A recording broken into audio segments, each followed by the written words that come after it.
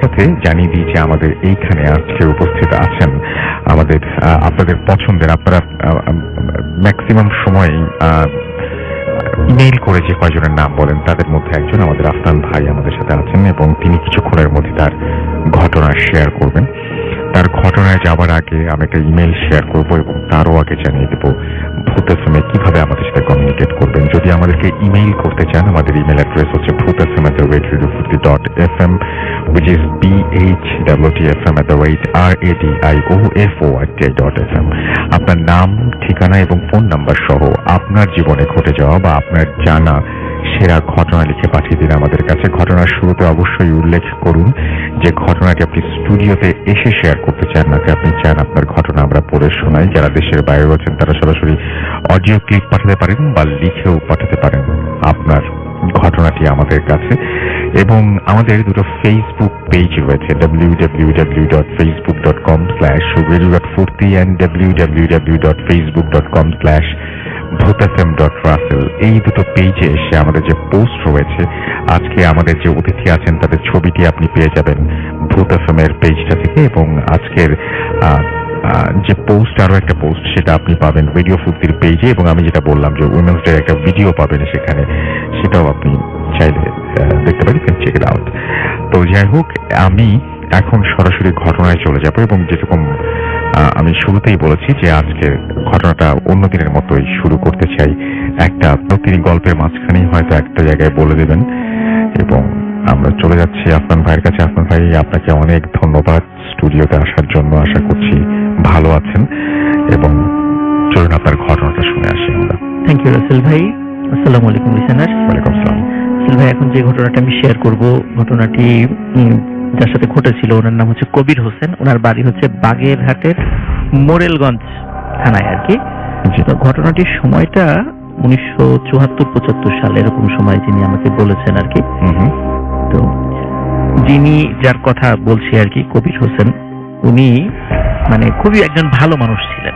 মানে এলাকাতে একজন উদার মনা, মানে জনদরদি এবং পশুপ্রেমী হিসাবে ওনার খুব ভালো একটা খ্যাতি ছিল।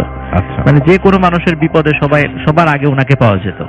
মানে সেই হিসাবে উনি সবার কাছে খুবই একজন সমাদৃত একজন ব্যক্তি।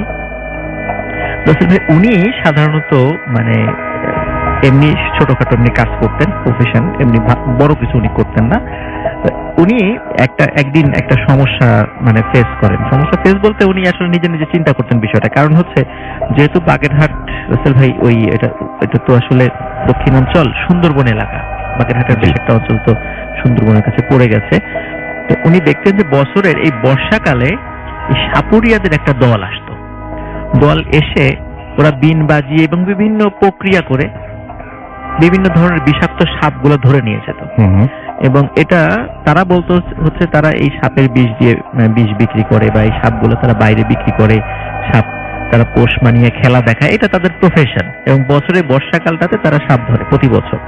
এটা তাদের এক বছরের বড় একটা ইনকামের সোর্স। তো রাসেল ভাই এইটা মানে ওই কবির হোসেন যিনি, উনি এই বিষয়টা ভালোভাবে নিতে পারতেন না। এই কারণে উনি চিন্তা করতেন যে সাপ তো যে মানে বিষধর হলেও প্রকৃতির কোনো না কোনো ভাবে ভারসাম্য রক্ষা করে, সুতরাং এই অঞ্চল থেকে সাপগুলো ধরে নিয়ে যাচ্ছে, এটা উনি আসলে পশুপ্রেমী হিসাবে এই বিষয়টা ওনার মনের মধ্যে কাজ করতো। তো উনি চিন্তা করতে এটা বন্ধ করা যায় কিভাবে, উনি এই চিন্তাটা সবসময় মাথার মধ্যে ওনার থাকতো আর কি। তো এক বছর যখন ওই সাপুরিয়ারা যারা ওই অত্র অঞ্চলে আসে সাপ ধরার জন্য, তখন উনি চিন্তা করেন এই সাপগুলো ধরুক, আগে সব ধরুক, শেষ দিকে এসে উনি কোন একটা কাজ করবেন আর কি। তো 15-20 দিন হয়ে যাওয়ার পর আসলে অনেক সাপ আসলে ধরা হয়ে গেছে। তাই আমার কাছে এরকম বলছে প্রায় 150 সাপ এরকম তারা ধরে ফেলেছে। তো হয়তো বা পরের 1-2 দিন পরে ওনারা চলে যাবেন এমন সময়। মানে ওরা তো আমরা যেমন দেখি যে বেদে সম্প্রদায় ঠিক কেমন এক ধরনের পলিথিন বা এই টাইপের কোন একটা ঘর বানিয়ে সাধারণত তারা থাকেন আর কি, ঠিক ওইভাবে মানে তাঁবুর মতো আর কি ওরা ছিলেন। তো কবির হোসেন ভাই যে কাজটা করেন সেটা হলো রাতের বেলা উনি একা একা গিয়ে যেই ঘরটাতে মানে যেখানে সাপগুলো রাখা হয়েছিল, উনি আস্তে আস্তে করেন কি সেই সাপগুলো এক একে সব ছেড়ে দেন। ছেড়ে দেওয়ার পরে কিন্তু মানে একদম শেষ দিকে যখন ছাড়তে ছাড়তে একদম শেষের দিকে চলে আসে, তখন হঠাৎ করে ওই সাপুরিয়ার ওই দলের লোকজন টের পেয়ে যায় যে তার উপস্থিতি। তখন তাকে ধরে ফেলে। ধরে ফেলার পরে তাকে যখন জিজ্ঞেস করা হয় যে তুমি এই কাজটা কেন করলা, তখন সে তার ব্যাখ্যা করে তুমি বলে যে এটা তো আমাদের সারা বছরের একটা উপার্জন, তুমি এটা নষ্ট করে দিলে কাজটা ঠিক করলা না। তখন যেহেতু রাসেল ভাই ওই কবির হোসেন উনি তো লোকাল একজন লোক, জি, আর সাপুরিয়ারা বা বেদে সম্প্রদায় ওরা তো আসছে অন্য জায়গা থেকে, সেহেতু এই ছেলেকে কোনো কিছু করলে বা ক্ষতি করলে, শারীরিকভাবে আঘাত করলে গ্রামের লোকজন তাদের উপর ক্ষিপ্ত হতে পারে। এই জন্য ওই চিন্তা করে কবির হোসেনকে ওনারা কিছু বলেন নাই, ওরা ছেড়ে দিলেন। কিন্তু সাপুরিয়া যিনি, উনি বললেন যে তুমি যে কাজটা করলা এটা কাজটা ভালো করো নাই, এর জন্য তোমাকে মানে মানে তোমার পানিশমেন্ট হতে হবে, তোমাকে অবশ্যই এর জন্য তুমি ইউ উইল বি সাফারার।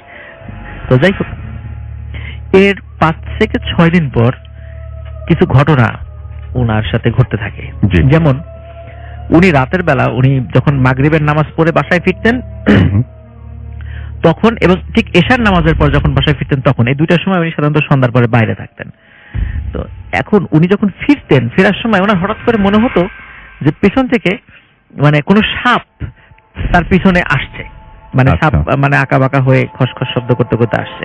তো ওনার হাতে হারিকেন থাকতো, যখনই হারিকেনটা ঘুরিয়ে উনি দেখতেন কিছুই নাই। উনি আবার একটু আগানোর পরে ওনার মনে হতো যে আবার সাপ পিছন থেকে ওনার দিকে আসছে, এটা জাস্ট ওনার মনের মধ্যে এটা হতো আর কি। আবার যখন উনি ঘুরে তাকাতেন তখন উনি দেখতেন কিছুই নেই। তো এইভাবে উনি একটা পথ রাতের বেলা দীর্ঘ সময়, মানে যতটুকু 5 মিনিটের পথ ওনার অনেক সময় লেগেছে, উনি বারবার এরকম পিছনে তাকাতেন এবং ভয় পেতেন, খালি সাপ সাপ এরকম উনি ওনার মনে একটা আতঙ্ক সৃষ্টি হয়ে যায়। আসলে এই ঘটনাটা আমি যখন শুনি, মানে আমার কাছে যখন আসছে, এটা শোনার পরে এই ফিলিংসটা আমার মধ্যে হওয়া শুরু হয়। এটাই আপনি মানে আমার মনে হয় যদি এটা তো মানসিক সমস্যা আর কি হতে পারে, যে আমার মনে হতো যে আমার পিছনে মনে হয় এরকম হচ্ছে। আমি মানে বেশ কিছুদিন, মানে সপ্তাহখানেক এটা খুব মানে মানে সাফার করেছি আর কি। পরে আমি নিজের মনকে বুঝিয়েছি যে আসলে এটা আমার একটা মনের ভুল, এরকম করে মনের এখনো মাঝে মাঝে আমার একটা ফিলিংস হয় আর কি, আসে যে রাতের বেলা একা একা যাওয়ার সময়, বিশেষ করে আমি যখন আমার এলাকার রাজবাড়িতে যাই, এশার নামাজ পড়ে যখন আমি বাসায় ফিরি, তখন কিছুটা পথ আমাকে একটু নির্জন পথ, ওটা আমাকে একা হেঁটে আসতে হয়, তখন আমার এই সমস্যাটা সৃষ্টি হয় রাসেল ভাই। তো যাই হোক, আল্লাহর রহমতে এখন মানে একটু ভালো আছি আলহামদুলিল্লাহ।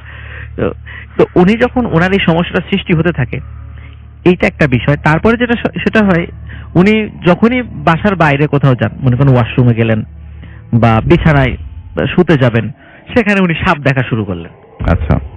এখন কিন্তু বাস্তবে কিন্তু সেই সাপের অস্তিত্ব ছিল না, বাট যখনই বাসার লোকজন আসতো দেখতে যে না কোথাও তো কোনো সাপ নেই, তখন বলতে সবই তোর মনের ভুল, তুই যে অনেকগুলো সাপ ছেড়ে দিয়েছিলি, তো ওই অনেকগুলো সাপ একসাথে হয়তো দেখেছিস, সেজন্য তোর মনের মধ্যে এই জিনিসটা ভুল জিনিসটা চলে আসে, তো যার কারণে তুই এমনি মানে এই জিনিসটা মাথা থেকে ঝেড়ে ফেল। তারপরে রাসেল ভাই উনি দিনকে দিন মানে উন্মাদের মতো হয়ে যাচ্ছিলেন, খালি সাপ সাপ সাপ। উনি ঘুমের মধ্যে চিৎকার করে জেগে ওঠেন যে সাপ দেখেছেন, তারপরে বিছানার ভিতরে সাপ, বাইরে সাপ, এরকম রাতের বেলা হেঁটে আসার সময় তো কোনো কথাই নেই, এটা তো একটা মানে সবার কাছে মানে, তারপরে উনি একটা হাসির পাত্র হয়ে গেছেন আর কি। তো সবাই তাকে মানে সাপ কবির বলে ডাকা শুরু করলো। আচ্ছা। মানে এটা মানুষের কাছে একটা তামাশার পাত্র হয়ে গেছেন উনি। জি। কিন্তু রাসেল ভাই ওনার পরিবারের লোকজন ওনাকে অনেক ট্রিটমেন্ট করিয়েছে, তারা কিছুই ধরতে পারেনি। বিশেষ করে বড় বড় ডাক্তার যখন দেখিয়েছে, বলছে যে এটা একটা মানসিক সমস্যা, তারা ওষুধ দিয়েছে, বেশি করে ঘুমাতে হবে, এরকম অনেক ট্রিটমেন্ট তারা করেছে, বাট কোনো লাভ হচ্ছিল না। এরপর রাসেল ভাই যে কাজটা মানে ঝামেলাটা শুরু হয়, সেটা হচ্ছে যে উনি মাঝে মাঝে পুকুরে নেমে গোসল করতেন। উনি একদিন পুকুরে নেমেছেন, তো যখনই মানে কোমর পর্যন্ত পানিতে নেমেছেন, হঠাৎ মানে ওনার মনে হয়েছে যে কিছু একটা ওনার পা পেঁচিয়ে ধরেছে এবং সেটা আস্তে আস্তে আস্তে আস্তে কোমরের দিকে উঠে আসছে। তখন উনি মানে সাপ সাপ বলে আবার উপরে উঠে চলে আসেন, কিন্তু তখন দেখা যায় কোনো সাপ নাই।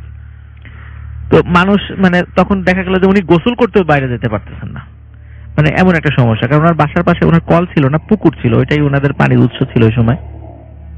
এখন মানে উনি গোসল পুকুরেও করা মানে ওনার জন্য এরকম একটা খুব কঠিন ব্যাপার হয়ে দাঁড়ায়। উনি পুকুরে পানিতে নামলেই ওনার মনে হতো কিছু একটা ওনার পা বেয়ে উপরে উঠে আসছে। তো এরকম ঘটনা ঘটছে। এর ভিতরে কি হলো যে পার্শ্ববর্তী গ্রামে ওয়াজ মাহফিলের একটা মানে আয়োজন করা হলো আর কি।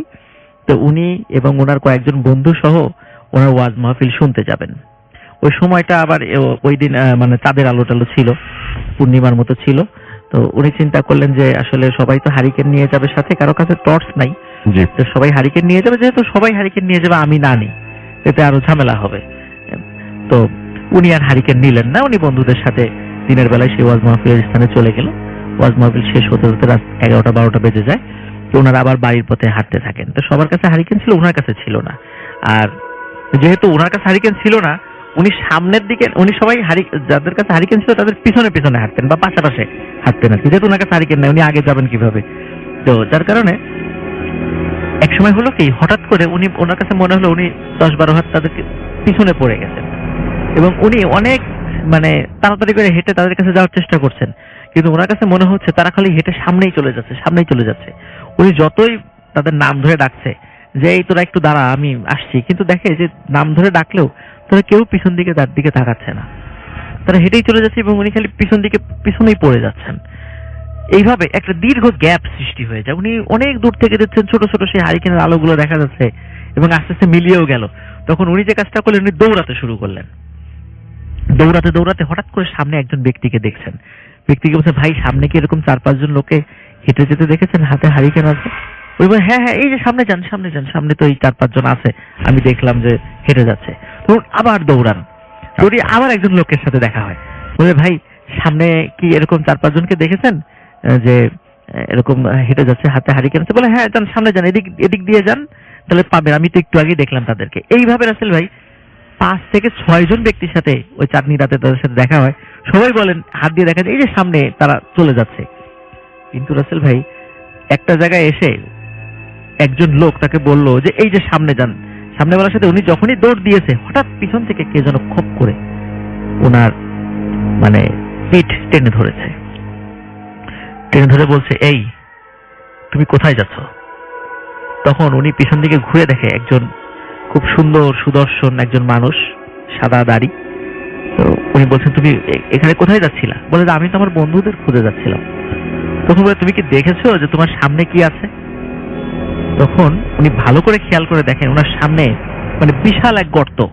আচ্ছা, ওই গর্তের মধ্যে উনি পড়লে ওনার মারাত্মক ক্ষতি, কারণ জীবন চলে যেতে পারতো। মানে খাদ আর কি। একটা খাদ, গভীর একটা খাদ ওখানে। তখন উনি ভয় পান যে এখানে তো রাস্তা শেষ হয়ে গেছে। তো তখন উনি বলেন যে তুমি তোমার বন্ধুদেরকে খুঁজছো, তোমার বন্ধু তো তোমার বন্ধুরাও তোমাকে খুঁজছে, চলো আমি তোমাদের বন্ধুদের কাছে দিয়ে আসি। তখন ওই লোকটা তার সাথে সাথে মানে কবির হোসেনকে নিয়ে যাচ্ছে এবং গল্প করছে যে তোমার নাম কি, কোথায় বাসা, এরকম বিভিন্ন ধরনের গল্প করছে। তখন বলছে যে তোমার বন্ধুরা ওখানে অপেক্ষা করছে। তো সত্যি রাসেল ভাই মানে দীর্ঘ পথ তো সে হেঁটে এসেছে, কিন্তু মজার বিষয় হলো ওই লোকটার সাথে অল্প কয়েক মিনিট হেঁটে আসার সাথে সাথে তো মানে দেখে তার বন্ধুদের সাথে দেখা হয়ে গেছে এবং বন্ধুদের সাথে দেখা হওয়ার সাথে সাথে মানে পিছন দিকে তাকায় দেখেন ওই লোকটা নাই। এটা তার আরো অবাক লাগে, কি ব্যাপার, আমি কার সাথে এতক্ষণ হেঁটে আসলাম? তখন বন্ধুদেরকে জিজ্ঞেস করা হলে বন্ধুরা বলে, না আমরা তো মানে তোমার সাথে কাউকে দেখি নাই, তুমি তো একাই হেঁটে আসছিলা। এবং বন্ধুরা তাকে বলল যে তুমি হঠাৎ করে পিছন থেকে কোথায় হারিয়ে গেলা? আমরা এগিয়ে যেতে যেতে হঠাৎ করে তোমার কোনো সারা শব্দ না পেয়ে দেখি তুমি পিছনে নেই, তখন আমরাই তোমাকে খোঁজা শুরু করলাম, তোমাকে কোথায় পেলাম না। যেহেতু তোমার সাথে হারিকেন এই জন্য আমরা একটা 4 রাস্তার একটা মোড়ে বসে পড়লাম, যে হয়তোবা তুমি যেখান দিয়ে যাও না কেন হয়তোবা ফিরে এখানে আসবা, যার কারণে আমরা এখানে বসেছি। কিন্তু যাই হোক, তুমি ফিরে আসছো, আমরা খুশি, চলো এবার বাড়িতে যাই। রাসেল ভাই ওইখানে ওই যে একটা লোক তার জীবনটা বাঁচিয়ে দিল, এটা তার মাথার ভিতর কাজ করছে কিভাবে, এটা কি হলো তাহলে এতক্ষণ আমার সাথে। দেখুন উনি বাসায় চলে গেলেন। বাসায় চলে যাওয়ার পরে কয়েকদিন ভালো ছিল মোটামুটি, কিন্তু তার মানসিক সমস্যাটা ছিল যে সাপের যে ভীতিটা, এটা তার মধ্যে ছিল, এটা কন্টিনিউ হচ্ছিল। এরপরে কি হলো, এবং উনি কিন্তু রাসূলের সাথে সাথে অসুস্থ হয়ে পড়ছিলেন।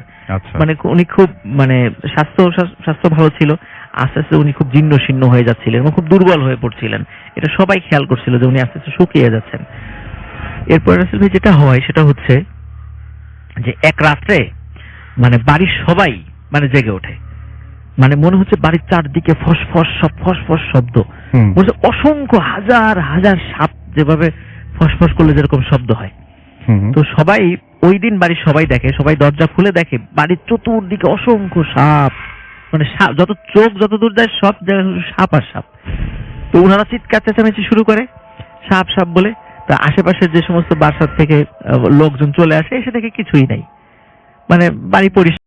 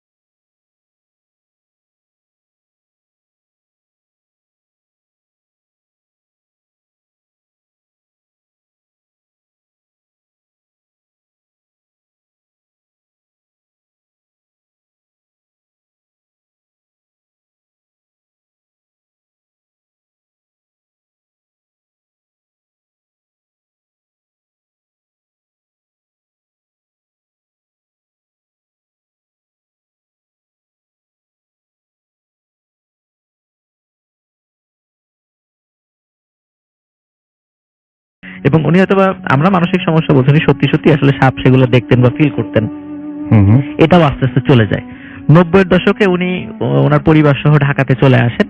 তো আমাকে যিনি গল্পটা বলেছেন, এখন উনি জীবিত আছেন কি বা কোথায় আছেন এটা আসলে কেউ জানে না, হয়তোবা জীবিত আছেন, হয়তোবা ওনার সন্তানরা যদি ঘটনাটা শুনে থাকে তাহলে হয়তোবা বুঝতে পারবেন ভূত ফিল্মের মাধ্যমে। থ্যাংক ইউ রাসেল ভাই, ইটস আমার first story. Thank you so much আপনার স্টোরির জন্য। আপনাকে অনেক অনেক অনেক অনেক ধন্যবাদ এবং আশা করছি যারা শুনছেন তারাও অনেক আনন্দ পেয়েছেন আমাদের আজকের এই মানে আজকের এই প্রথম যে ঘটনাটি আমরা আপনাদের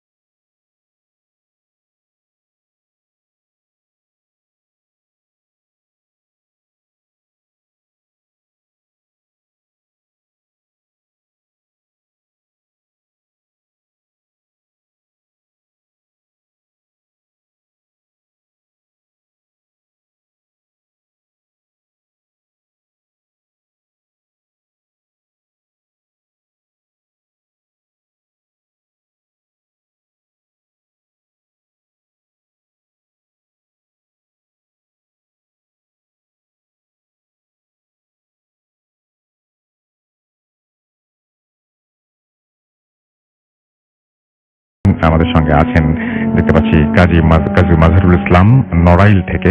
ফয়সাল আমাদের সঙ্গে আছেন। আমাদের সঙ্গে আছেন উত্তম বিশ্বাস, অনেকদিন পর ভূত এফএম শুনছেন তিনি। প্রান্ত বণিক আমাদের সঙ্গে আছেন।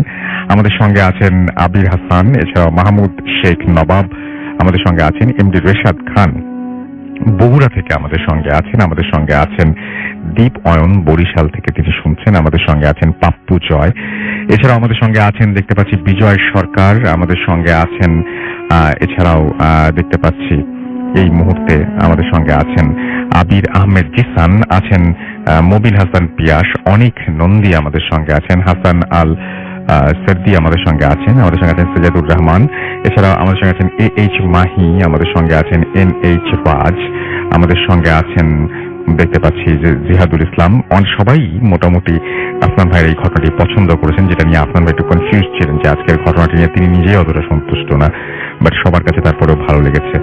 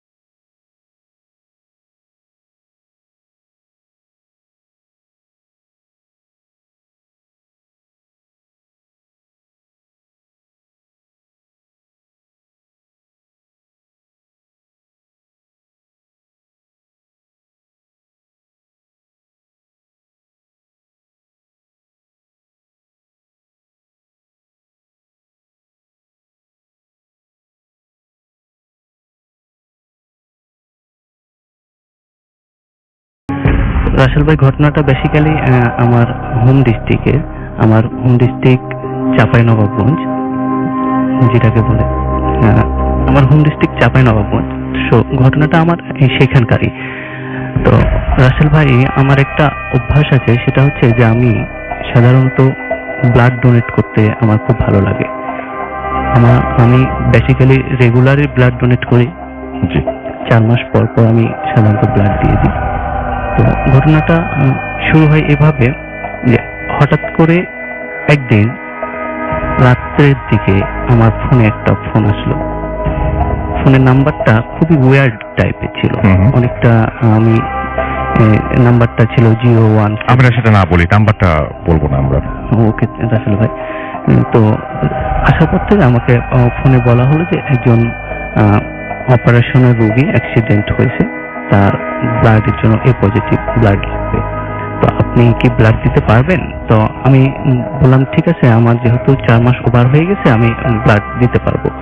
তো উনি বললো ঠিক আছে, চাঁপাইনবাবগঞ্জ মেডিকেল সদর হসপিটাল যেটা, সেখানে চলে আসবেন 10টার দিকে। ব্লাড ব্যাংক থেকে আমরা ব্লাডটা নিয়ে আপনার ব্লাডটা কালেক্ট করে তারপরে হচ্ছে রোগীকে দিব, 10:30টায় অপারেশন হবে এ বলেছে। তো রাসেল ভাই, আমি এই ফোনটা পাওয়ার পর আমি তখন হচ্ছে তার পরের দিন আর কি ব্লাড দিতে যাব। তখন যথারীতি আমি বাসা থেকে বেরোলাম। তো আমাদের ওই বাসা থেকে সদর হসপিটালটা ছিল অটোতে যাওয়া আসা করতে হয়। তো এটা ছিল মোটামুটি 15 মিনিট মতো ডিস্টেন্স অটোতে। তো আমি বাসা থেকে বেরোলাম। ওই এলাকা একটু নির্জন এলাকা। নির্জন এলাকা বলতে রাত 10টা হলে অনেক রাত, তো কোনো অটো পাওয়া যায় না। তখন আমি অটোর জন্য দাঁড়িয়ে আছি, কিন্তু রাস্তা একদমই ফাঁকা, কোনো ধরনের কোনো যান চলাচল করতেছে না, পুরোপুরি একদম রাস্তা ফাঁকা। মনে হয় আমি একাই দাঁড়িয়ে আছি একটা। তো হঠাৎ করে একটা অটো আসলো। আমি বললাম, মামা আপনি কি হাসপাতাল যাবেন? তখন উনি বললো যে হ্যাঁ, আমি ওই দিকেই যাচ্ছি, আমার বাসা ওইদিকে, তুমি যেতে পারবা। তো আমি অটোতে উঠে গেলাম। বাট অটোতে উঠার পর আসল ভাই, সামথিং ইজ রং ফিলিংস। আমি কিছুটা অন্যরকম ফিল করতেছি। ফিলিংসটা ছিল এরকম যে আমি অটোয় বসে আছি, মনে হচ্ছে যে অটো যেরকম সাধারণ স্পিডে চলার কথা সেরকম স্পিডে চলতেছে না। কেমন যেন সবকিছু একটু এলোমেলো হয়ে গেল। তো যেতে যেতে যখন হসপিটাল থেকে ওয়াকিং ডিস্টেন্স 5 মিনিট, তখন হঠাৎ করে অটো বন্ধ হয়ে গেল, অটো স্টার্ট বন্ধ হয়ে গেল। তো আমি আবার এই ব্যাপারগুলো খুব বেশি মাথায় নিতাম না, আমি চিন্তাই করতাম না যে এই জিনিসগুলো আমার সাথে ঘটবে। বাট আমি খুব অ্যাডভান্সের টাইপ ছিলাম যে হয়তো এরকম কিছু হবে। তো হঠাৎ করে যখন স্টার্ট বন্ধ হয়ে গেল, তখন আমি মনে হলো যে কিছু একটা হচ্ছে মনে হচ্ছে আমার সাথে। তখন মামা বললো যে ব্যাটারি চার্জ শেষ, আপনি এখান থেকে হেঁটে চলে যান। তখন আমি যথারীতি মামার কথা মাথায় নিয়ে চলে যাচ্ছি। তাকে আমি অটো ভাড়া দিলাম। সো ওখান থেকে বেসিক্যালি অটো ভাড়া 10 টাকা রাসেল ভাই, আমি ওকে 20 টাকা দিলাম। তারপরে উনি আবার আমাকে 5 টাকা ফেরত দিল। দেন আমি চলে যাচ্ছি। তো রাস্তা দিয়ে হাঁটছি, যখন যাচ্ছি আমি হসপিটালের দিকে, তখন পিছন থেকে কেমন যেন আওয়াজ হয়, মানে পিছন পিছন মানুষ হেঁটে আসলে যেটা আওয়াজ হয় না রাসেল ভাই, ঠিক সেরকম, এরকম একদম ধপ ধপ ধপ, এরকম মনে হচ্ছে যে কেউ আমার পিছু পিছু আসতেছে। তো আমার কাছে ব্যাপারটা কেমন যেন একটু ভয় ভয় কাজ করতে লাগলো যে একা একটা রাস্তা দিয়ে আমি যাচ্ছি, তারপরও এরকম পিছন পিছন কেউ যেন মনে হচ্ছে আসতেছে। তো যাওয়ার পরে আমি তারপরও ভয় ভয় করে হসপিটালের দিকে গেলাম। হসপিটালের দিকে যাওয়ার পরে আমাদের হসপিটালটা ছিল এরকম যে প্রথমে মেন গেট, তারপরে হচ্ছে এমার্জেন্সি গেট, তারপরে রাসেল ভাই হচ্ছে লাস্ট কাটা একটা ঘর। তো আমি মেন গেট দিয়ে ঢুকছি, ব্লাড ব্যাংকের পাশে বসা। আমি ফোন নাম্বারে, যে ফোন থেকে আমাকে ফোন দেওয়া হয়েছিল ওই নাম্বারে আমি ফোন দিছি, বাট নট রিচেবল দেখাচ্ছে। তখন আমার কাছে ব্যাপারটা আরো কেমন যেন মনে হচ্ছে যে নাম্বারের থেকে আমি ওকে বললাম যে মামা তাড়াতাড়ি আসেন, আমার এই ব্যাপারগুলো না আমার